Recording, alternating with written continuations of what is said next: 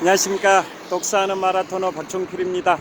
자, 이곳은 올림픽공원 바로 옆에 있는 송파구 여성축구장입니다. 제가 이곳에서 출발해서 이동하면서 촬영하겠습니다. 화이팅!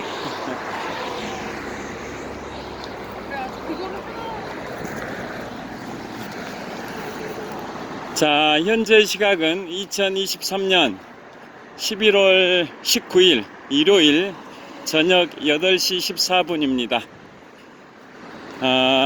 바로 앞에 전방 150m 정도 지점에 서울 올림픽 파크텔이 있습니다. 올림픽공원 바로 옆에 있는 서울 올림픽 파크텔입니다. 자, 그리고 파크리오 아파트가 보입니다. 15년쯤 전 잠실 시형 아파트가 재건축된 파크리오 아파트가 보입니다. 자, 오늘은 제가 앞으로 3일 후에 미국과 유럽 지역에서 개봉 예정인 영화 나폴레옹, 우리나라에는 12월 6일에 대개봉을 하는데요. 자, 영화 나폴레옹 개봉을 앞두고 제가 오늘 아침에는 나폴레옹의 카리스마를 보여주는 대표적인 사례에 관하여 말씀을 드렸었습니다. 1814년 5월 4일에 지중해의 엘바섬에 유배를 갔다가 10개월 정도 유배 생활을 하다 1815년 2월 26일에 엘바섬에서 탈출해서 3주 후인 1815년 3월 20일에 프랑스 파리에 입성을 해서 재기를 노렸던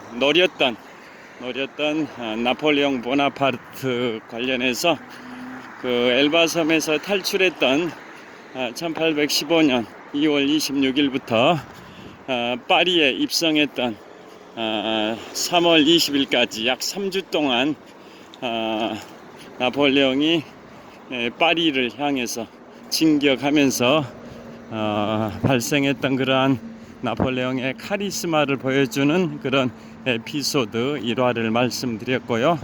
또 프랑스 대혁명이 발발하고 약 4개월 후에 창간됐었던 르 모니테르 유니버셜이라는 그 일간지에서 나폴레옹에 관하여 엘바섬 탈출 후 파리 입성하기까지 거의 매일 시시각각으로 보도를 했던 르 모니테르 유니버셜의 보도 논조에 관하여도 말씀드렸었습니다. 자, 오늘은 제가 나폴레옹에게 영광을 가져왔던 최고의 전투 1805년 12월 2일의 아우스터리츠 전투에 관하여 말씀드리겠습니다. 자, 그 아우스터리츠 전투가 얼마나 유명하냐면 그로 인해 가지고 영국의 수상 윌리엄 피트라는 수상이 사망을 해버릴 정도였고요.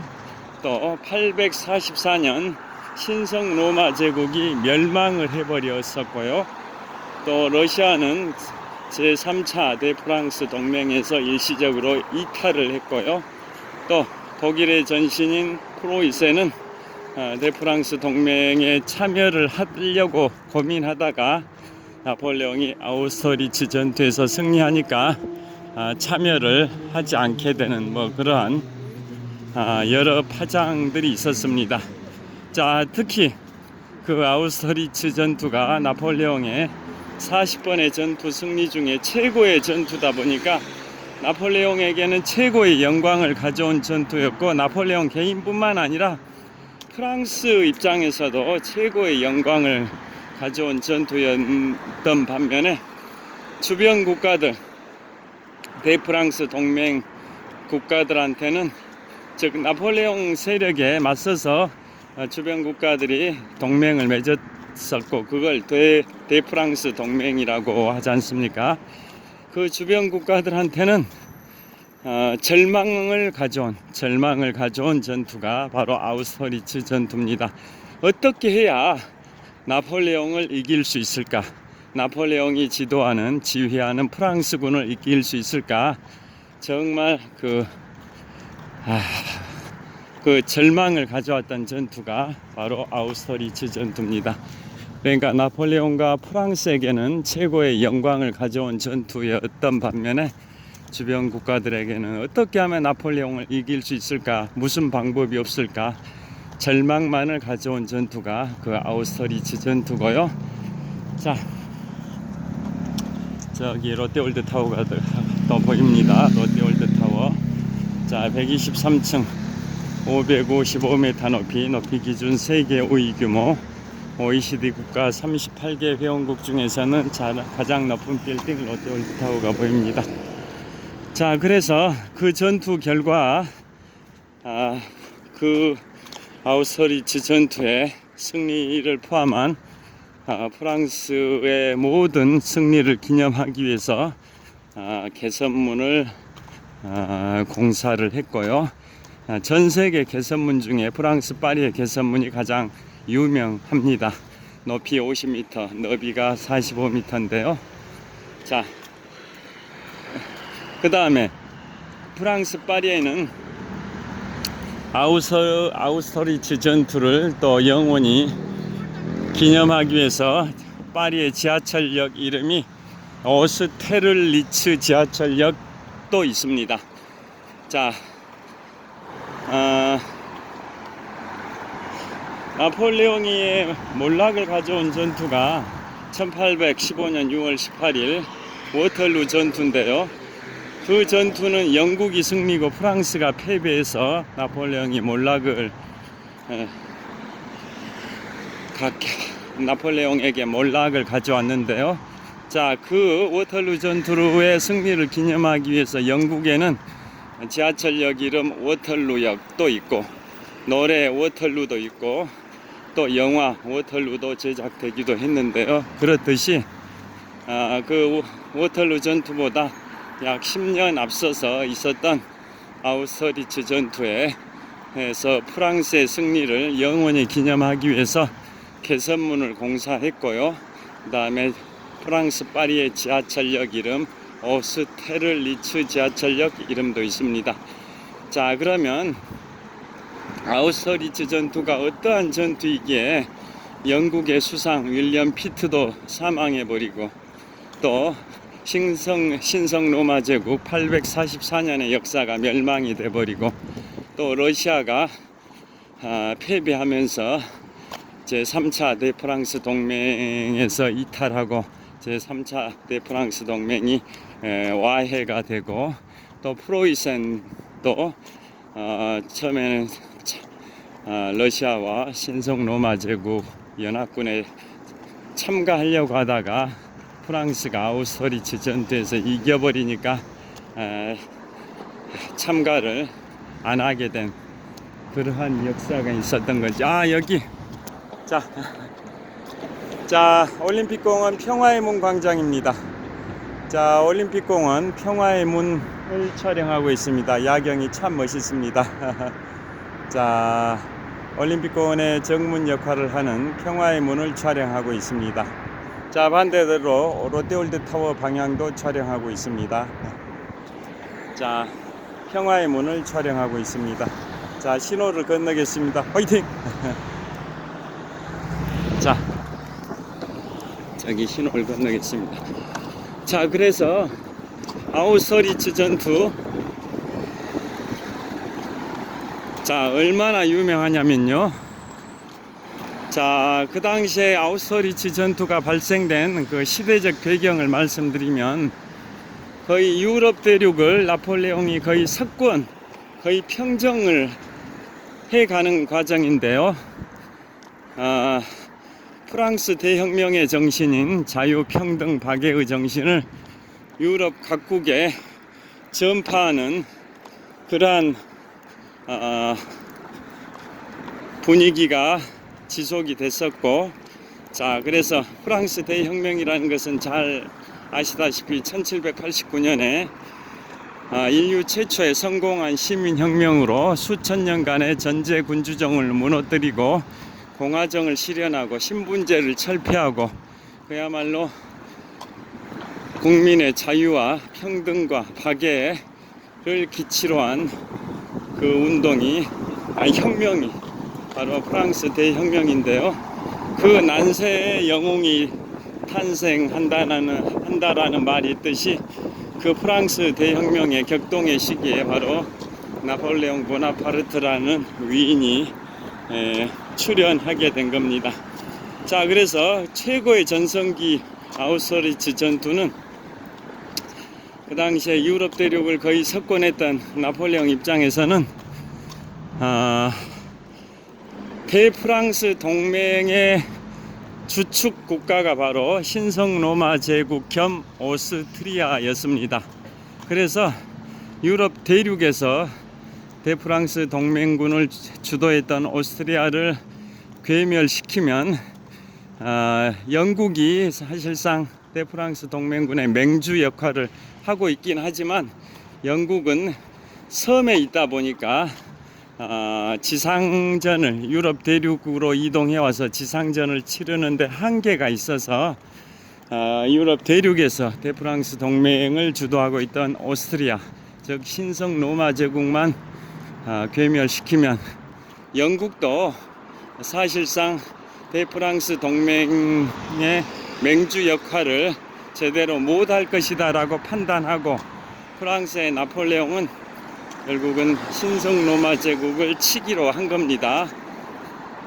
그런데 신성 로마 제국은 나폴레옹이 워낙 막강하다 보니까 자력으로 자신의 국방력만 가지고는 나폴레옹의 프랑스군을 막을 수 없다고 판단하고 그 동방에 러시아 제국의 알렉산드르 1세에게 도움을 요청하게 돼서 결국은 신성 로마 제국 겸 오스트리아의 프란츠 2세 황제와 러시아 제국의 알렉산드르 1세 황제가 연합군을 형성하고 프랑스 제국의 나폴레옹 1세 황제에게 맞서는 전투가 바로 아우슈비츠 전투입니다. 1805년 12월 2일에 초겨울에 발생이 됐는데요. 자, 그래서 그 전투를 다른 말로 삼제회전이라고 칭하기도 합니다. 왜냐? 3명의 황제가 격돌했다 해서 삼제회전이라고 칭하기도 하는데요. 즉 프랑스 제국의 나폴레옹 1세 황제가 러시아의 알렉산드르 1세 황제와 신성 로마 제국의 프란츠 2세 황제의 연합군을 상대로 맞붙었다 해서 3명의 황제가 모여서 싸웠다 해서 석삼자, 황제제자, 모일회자, 싸울전자에서 삼제회전이라고 칭하기도 합니다. 자, 그 전투는 나폴레옹 입장에서는 원정을 간 겁니다. 원정. 자, 그 지역이 그 당시에 오스트리아의 모라비아라는 지역에 있는 아우슈비츠라는 지역이었는데요. 자, 지금으로 치면 체코입니다. 체코. 그 당시에는 신성 로마 제국 겸 오스트리아의 영토가 광활한 영토였었는데요. 지금으로 치면 체코 그곳에서 아우슈비츠 전투가 발생이 됐었습니다. 자, 저 앞질러 가겠습니다. 자, 그래서 나폴레옹 입장에서는 원정을 가게 된 거고 또 겨울철에 전투를 해야 하는 상황이다 보니까 그때 프랑스의 참전 병력은 7만 2천 명 정도 됩니다. 반면에 러시아와 신성 로마 제국의 연합군은 1만 5천 명 정도가 많은 8만 7천 명 정도가 됐었습니다. 자, 나폴레옹은 그때 원정을 간 상황이다 보니까 장기전으로 가게 되면 보급 문제가 치명적으로 작용할 수 있는 상황이었습니다. 군대에서 가장 중요한 게 전쟁에서 가장 중요한 게 보급이지 않습니까? 군량미가 있어야 군인들이 먹을 수 있고 무기가 있어야 또 군인들이 싸울 수 있다 보니까 보급 문제가 가장 중요한데요. 나폴레옹은 원정을 간 상황이다 보니까 장기전, 지연전으로 가게 되면 보급 문제에 어려움에 직면할 수 있었습니다. 자, 그에 반해서 홈그라운드에서 싸웠던 신성 로마 제국 입장에서는 보급 문제는 원활하다고 할 수도 있는데, 그 전투 초기에 울름 전투라고 있습니다. 울름 전투, 울름 전역이라고 표현하기도 하는데요. 울름 전투에서 프랑스의 나폴레옹군이 신성 로마 제국 겸 오스트리아의 정예 군대 4만 명을 괴멸시켜 버렸습니다. 4만 명. 그러니까 아우스트리츠 전투의 전초전이라고 할 수 있는 전투가 울름 전투인데요. 그 울름 전투에서 오스트리아 즉 신성 로마 제국 군대는 약 4만 명 정도가 괴멸이 돼버린 상태에서 오스트리아 군대 수는 얼마 남지 않았었습니다. 잔여 병력이 얼마 되지 않은 상황이었습니다. 그러다 보니까 오스트리아군은 더더욱 러시아군에게 의존할 수밖에 없었는데요. 자, 그래서 그 아우스트리츠 전투가 지금의 체코 땅, 그 당시에 신성 로마 제국 겸 오스트리아에서 벌어졌는데요.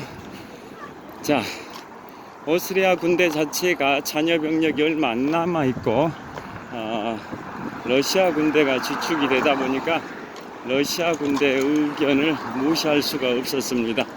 자, 프랑스군이 그곳에 원정을 와가지고 싸웠듯이 러시아도 원정을 하고 와서 싸우고 있는 상황이었습니다.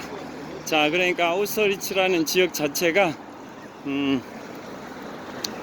지금의 체코 땅이다 보니까 프랑스와 러시아의 대략 중간 정도 지점에 있어서 오스트리아는 홈그라운드였지만 반면에 프랑스는 원정을 간 거고 또 러시아도 원정을 가서 싸우는 상황이다 보니까 러시아도 속전속결로 해야지 보급 문제에 애로사항이 발생되지 않을 것으로 생각하고 러시아 입장이든 프랑스 입장이든 원정을 온 군대의 특성상 속전속결로 하게 된 겁니다.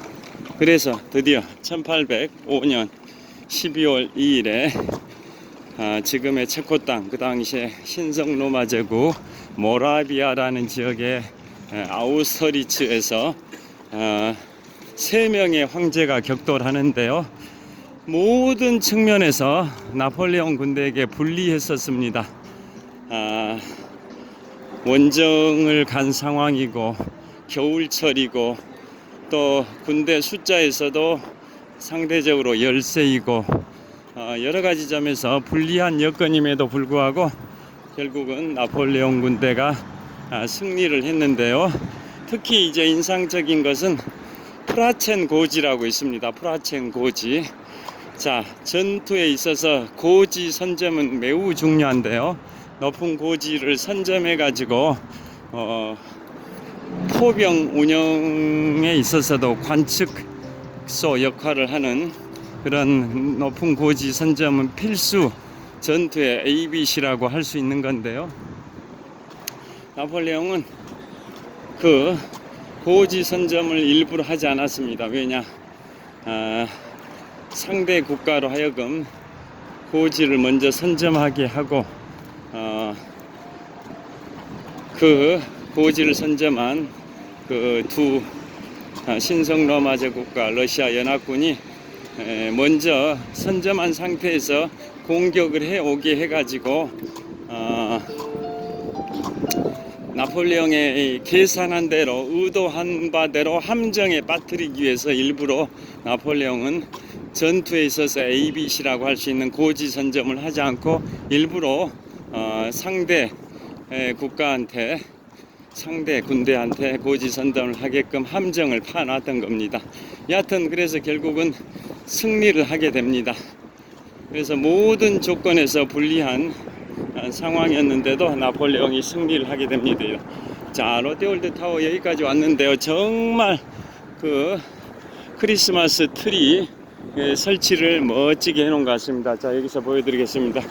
자, 자, 이거 크리스마스 트리가 정말 환상적으로 멋지게 설치가 되어 있습니다. 자, 정말 멋집니다. 자, 이쪽으로도 한번 보여드려 보겠습니다.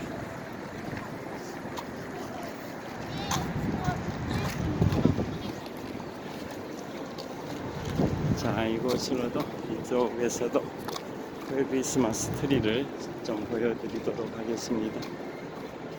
저기도 멋진 것들이 많이 있습니다. 자, 이쪽으로도요. 자, 이쪽으로도 촬영해 보겠습니다. 자, 이쪽으로 이동하겠습니다. 자, 그래서 결국은 여러 조건에서 불리함에도 불구하고 결국은 승리했고요. 이번에 3일 후에 미국과 유럽 지역에서 개봉되는 영화 나폴레옹, 그리고 대한민국에는 12월 6일에 개봉되는데요. 그 예고편을 보니까 6개 주요 전투를 다루고 있습니다. 그 중에 제가 지금 말씀드리고 있는 아우스터리츠 전투를 가장 화려하게 그리고 있는데요. 그것을 보면 러시아와 신성로마 제국 연합군이 호수, 꽁꽁 얼어붙은 호수 위에 주둔하고 있는데, 나폴레옹 군대가 포를 발사해 가지고 호수의 얼음을, 꽁꽁 얼어붙은 얼음을 다 깨버립니다. 그러니까 그곳에 주둔하고 있던 신성로마 제국과 러시아 연합군 군대가 다 호수 밑으로 수장돼 버리는 그러한 참사가 발생되는 게 멋지게 그려지는 그러한 것도 있습니다. 자, 정말 환상적인 조명입니다. 롯데월드타워입니다. 저기는 지금 잠실역 사거리인데요. 전방에 보이는 건물이 롯데백화점 잠실점입니다. 롯데백화점 잠실점. 그리고 그 옆에 롯데호텔입니다. 롯데월드호텔이죠. 롯데월드호텔. 그 다음에 이곳은 이제 롯데월드타워 저층부입니다. 자, 롯데월드타워 저층부를 촬영하고 있습니다. 그 다음에 롯데월드타워 고층부입니다. 롯데월드타워 고층부, 롯데월드타워 저층부. 자, 횡단보도 저기 가서 계속 촬영하겠습니다. 자, 크리스마스가 아직 한참 남았는데도 캐롤이 이제 곧 울려 퍼질 것 같습니다. 오늘 현재 시각은 2023년 11월 19일 저녁 8시 36분 정도 됐는데요. 크리스마스가 아직 한참 남았는데도 크리스마스 분위기가 좀 느껴지는 것 같습니다. 자, 저기 비춰보겠습니다. 자, 롯데월드타워를 촬영하고 있습니다. 자, 123층 555m 높이, 높이 기준 세계 5위 규모 OECD 국가 38개 회원국 중에서는 가장 높은 롯데월드타워를 촬영하고 있습니다. 자, 롯데월드타워, 대한민국의 랜드마크, 서울의 랜드마크, 송파구의 랜드마크, 잠실벌에 우뚝 솟아있는 롯데월드타워를 촬영하고 있습니다. 자, 잠실역 사거리입니다. 자, 잠실역 사거리 정말 번화가입니다. 자, 전방에 롯데백화점 잠실점 촬영하고 있고요.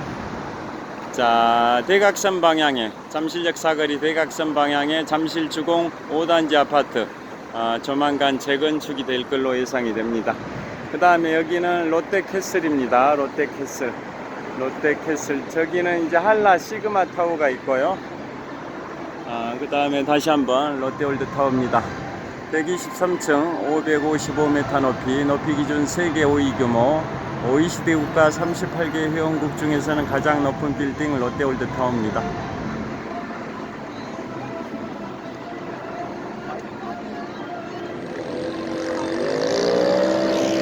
자, 끝내도록 하겠습니다.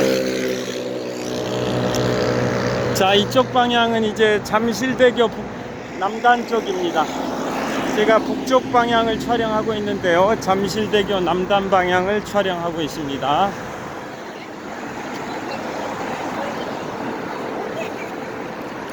자, 여하튼 그 아우스터리츠 프랑스한테는 불리한 조건인데도 결국은 승리했습니다. 그래서 그 아우스터리츠